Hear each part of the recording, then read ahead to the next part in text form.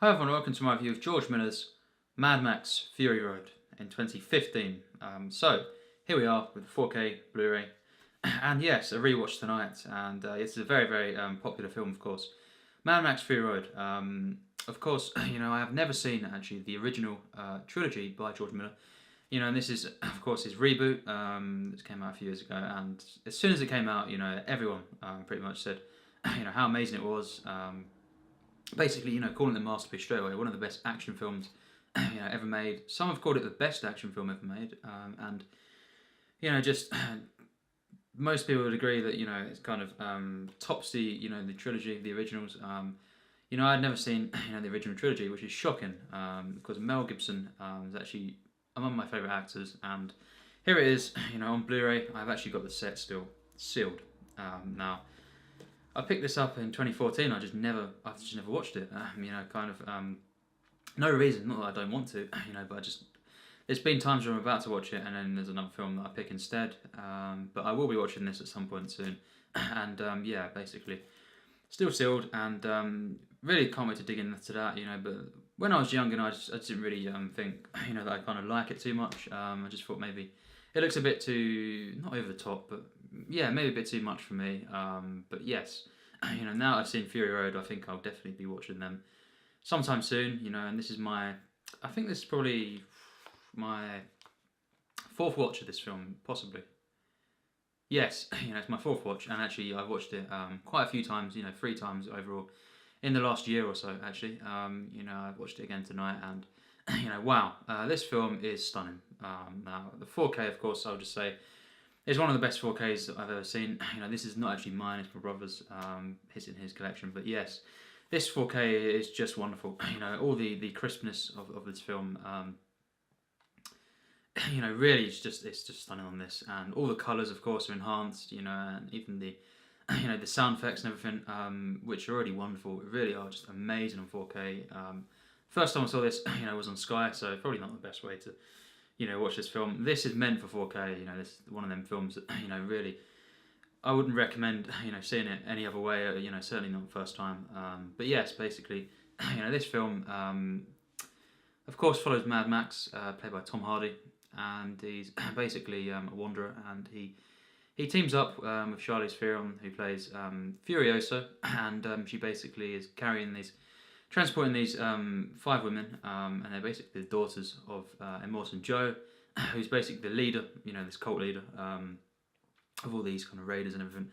And of course, he's the main villain of the film. And yes, they're sent on the mission. She's sent on the mission, at the beginning, Furiosa, and secretly, of course, she's carrying these women to try and flee, basically, and escape, and find a better life. And she was, you find out fairly early on, I believe, that she was taken in some way, when she was younger, and she's trying to basically return to her home, where her, parents, not parents, but her people are, basically. And there's that, and there's also, of course, Nicholas Hoult plays a character who basically joins them as well, and it's basically, in very simple terms, a road trip film, but it's not really just that.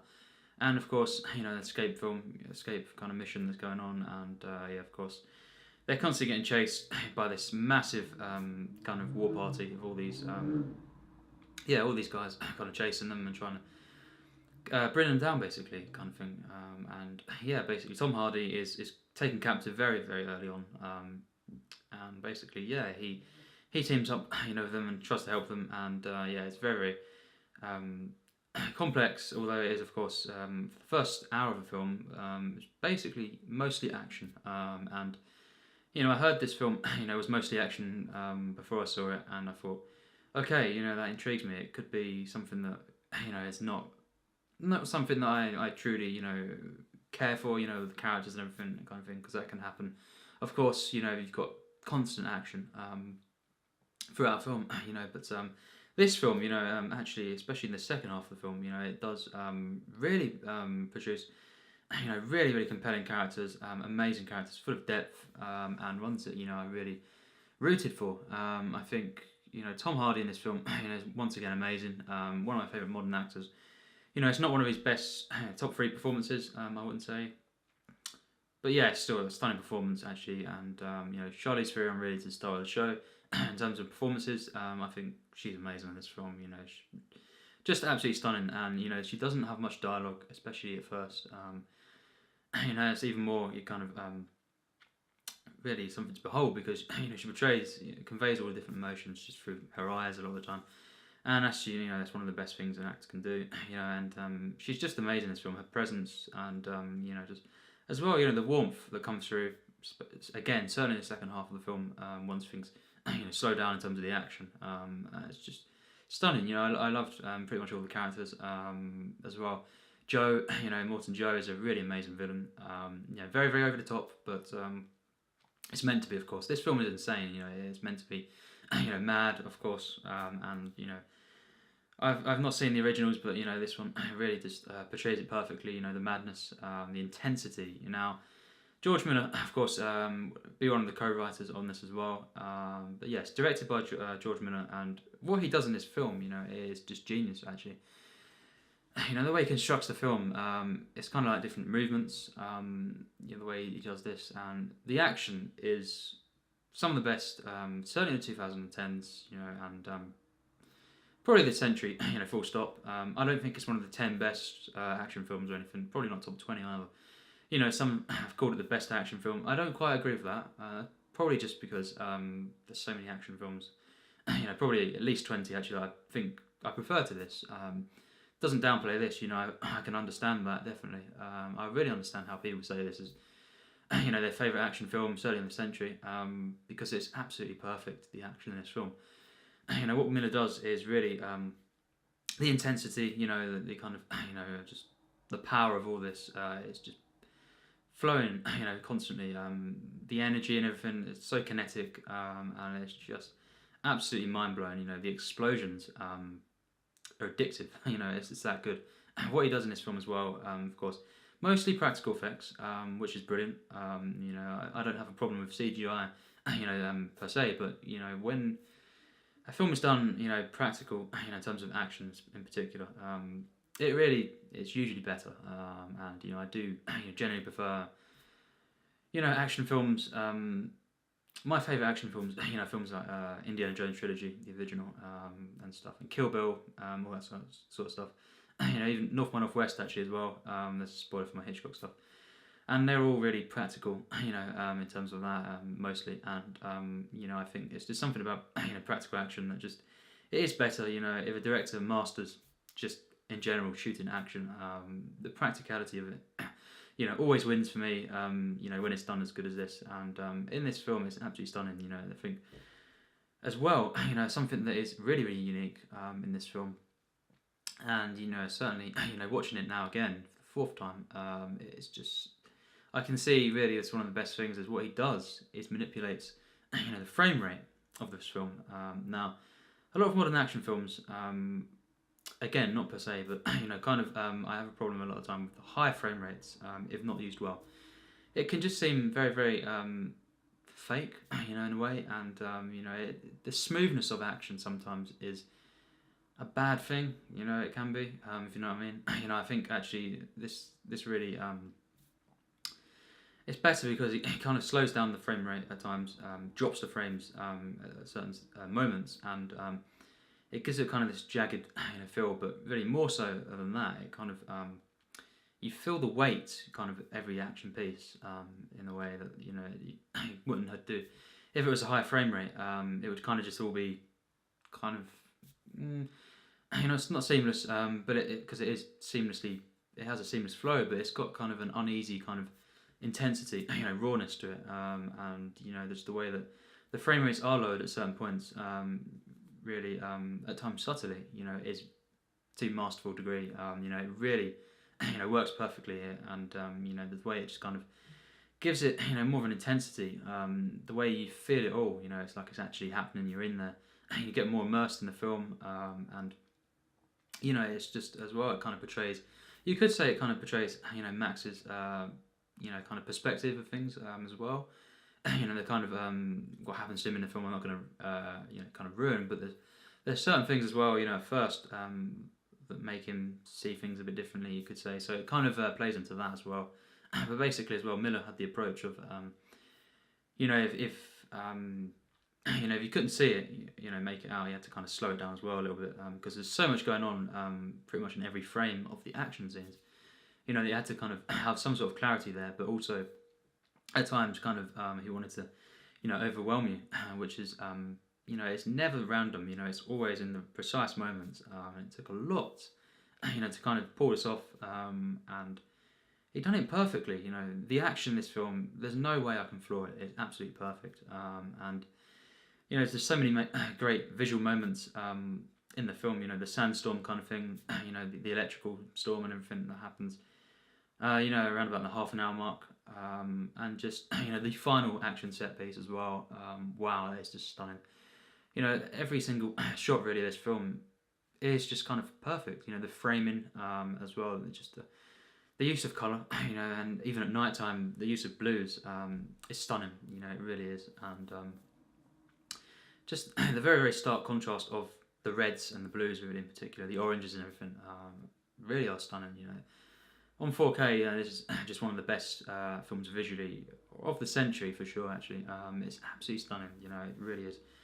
Now, you know, the acting in this film, as I've said, is stunning. You know, I can't really flaw it, and you know, the script, you know, is very, very good as well. A stunning script, I think, as well. You know, it has many different themes. I'm not going to get into that too much, you know, but because it's more kind of this film. You know, the first time I watched it was definitely the worst time. You know, I didn't quite think it was a masterpiece actually, and I do now. You know, really, every time after I have thought this. But you know, it's the one where you watch it and then you watch it again, and then you pick up on the little things, really, and yeah, just you know, watch this film and you know, you try and dig deeper, you know, because there is a lot going on. Very, very human film as well, you know, which is great. You know, really, again, grows on me, you know, each time with this, you know, the actual characters in the film, and just the humanity of it all, you know, and the kind of themes, you know, family even, you know, it explores, you could say, and of course, you know, just the whole idea of, you know, madness, is just perfectly conveyed here, you know, and George Miller just, as I say, directs this film to perfection, and the score to this film, you know, is absolutely stunning. I think. At times it is more kind of just sound design, you could say, but really, you know, at certain moments throughout the film, certainly it does really, you know, the score really kicks in, and it's just, you know, full of emotion at times, very, very just epic, you know, the whole film really is, from start to finish, you know, it's an action-adventure film, and, you know, it really succeeds in each of those kind of genres, you know, of course, sci-fi, you know, this is a post-apocalyptic film. And of course, you know, the great thing about this is kind of, and what sci-fi films can do like this kind of thing is, you know, kind of deal with how there is usually, you know, there can be humanity in these apocalyptic kind of events kind of thing. And in that sense, it really succeeds, you know, masterfully there. And just the score, you know, really, really is just wonderful, you know, and it kind of adds to the kind of, you know, operatic feel that the film has, you know, at times you can, because it is kind of like movements as well, the way it's constructed. Very, very intricate, you know, all the different story beats, and a very, very simple story, you know, it's kind of a loose narrative, you could say, and, you know, at times this is the sort of films, you know, that I like more, and they focus more on the characters. Now, you know, I'm not going to say, you know, this film is flawed, I don't think it's a flawed film, but speaking of characters, the reason why it's not, you know, higher on my list, is just simply because I think there are, you know, it's not quite in my top 200 films. I absolutely love the film. You know, it's not quite in the top 200 because, you know, in terms of characters, I just think there are, you know, roughly that amount of films, a bit more, where I do actually prefer the characters and all that kind of stuff. And yeah, but for this kind of film, you know, for what it is, you know, the fact that the first hour is mostly action, you know, and the fact that it still manages to mix in all these story beats, the character moments, you know, the ones that for every character really I rooted for, you know, and kind of connected with on quite a lot of levels. You know, that's kind of, you know, massive praise for this film. It's not downplaying it, but yes, you know, the reason why it's not, say, in my plus tiers is because of that, you know, and the fact that I just guess there's you know, quite a few films that I connect to even more than this, and, you know, enjoy as well more, and I think are better than this. You know, I don't think it's, you know, the best action film ever made. Personally, you know, I'll just say that. You know, if anyone's kind of curious, you know, it's not in my top 10 action films. But it's definitely, you know, it's definitely well into my top 50 action films of all time. Now that is something to praise because, I love action films. A lot of action films. My top favorites of all time. Say Indiana Jones trilogy. I absolutely love them films, and there's just so much more. Terminator 2 as well. Wow. So much great action films, and this, in terms of the 21st century, is among the best, definitely, and definitely on my top 50 of all time action films. And in pretty much every aspect, this film is flawless. Really, the direction is just perfect. If you really study the action scenes as well, it's got so much different moments within the action where so much going on with character moments and kind of power shifts and everything. And there's a lot of emotion actually. That kind of it really comes through in the second half in particular. I think the second half's actually better. And although these aren't the absolute best characters I've seen in cinema or anything like that, I really did care for the characters even more in the second half.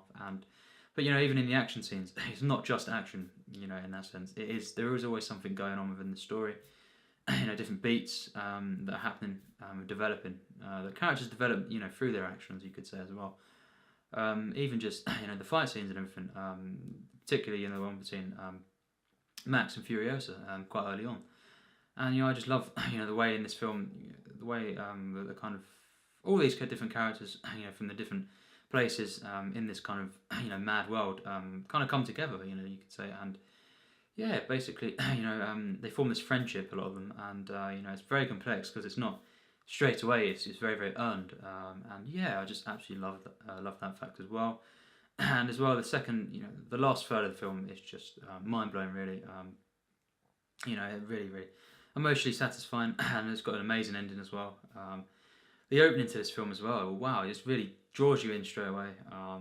It's kind of just relentless, and even when the action does stop, around the hour mark for a time, it just never stops in terms of the flow of this film, and the kind of momentum is always there, within the narrative, and the visual storytelling is masterful, and Miller really, knows how to kind of just tell a story visually and through action as much as more so in this film through the dialogue, and that's just really amazing. He does that so well. And yes, of course, for me personally, this does get full marks. It's absolutely stunning, and the first time, I didn't think it was quite a masterpiece, but now I've seen it quite a few times now. Yeah, I do think it's a masterpiece, and I'd have to give it 100%. Wow, this film is absolutely stunning. Recommend the 4K, massively. This is just it's not the same without the 4K. It really it needs to be seen on that. And the visuals, the score, as I've said, is immaculate. What George Miller does with the action is stunning, absolutely mind blowing. The genius ways he manipulates the frame rate, to kind of give it an uneasy feel, and the jarring effect in all the best ways, and allows you to see see all you need to see, and at moments see not see what he doesn't want you to see as well, to kind of give you more of an uneasy feel and kind of more of an intensity to the film, to kind of shake you more in that sense. And of course, I did have a Red Bull to make it even more intense, and more kind of on edge. And it is it isn't a film that is on edge a lot of the time. And of course, really does. It is massively important. That frame rate thing I'm talking about. It's so effective. Even just the scenes where there's not action, as I say. Even when Max is trying to get off the kind of thing on his face, even that it looks intense. There's a raw feeling to it, and it's because of this. The editing throughout the film in general is stunning. There is some CGI in there as well, but again, used. This is the thing with CGI. Is Jurassic Park as well, something like that, where it's absolutely stunning. But then someone like Spielberg knows how to kind of use it, in a way where you don't you're not aware of it really. And in this film, it's basically used sparingly. It's only used to kind of touch things up and everything, some of the backgrounds and everything. So at heart, this is a film made, by human in a way. In that sense, it's not, not all CGI films, I don't say, are computer. They don't feel like they're made by a computer, but some of them do. If they're not done effectively, and it can fall into kind of a film that, if it's got CGI, throughout the entire film, and there's not any interesting characters or anything, and everything like that, it can take over. And the filmmaker doesn't know how to use CGI and conceal it. That's when a film can really, I get why people, kind of dislike CGI in that way. This film, the practicality of it is stunning, and just everything in this film, even the sound design is immaculate, and I really, really did care for these characters as well, massively. It really has an emotional undercurrent, especially in the second half. And just as an action film, action adventure film, sci-fi film, it really is masterpiece for me. And as I say, not quite in my plus tiers. Not quite, as I say, top 20 action films for me ever made, but not far off that. It's an absolutely stunning film. Just yeah, among the best of all time, definitely action films, and it also makes it onto my 500 favorite films list. So yeah, a film I absolutely love. Probably in my top 250 at the moment. And yes, Mad Max Fury Road, stunning film. That I love from start to finish, and yeah. I can understand it's probably not for everyone. It is very, very intense. At times, it is a bit, disgusting. At times, and very, very disturbing. It's kind of as well. It is a lot of action. So, if you're not, yeah, but if you're not a massive action film fan, this has got a lot of action. But it is, it has got great characters as well, and the way the action is put together is, it's kind of flawless. So. Yeah, I definitely recommend it to anyone really, and the 4K is essential, if you can get that. But yes, I absolutely love this film, and thanks for watching my review.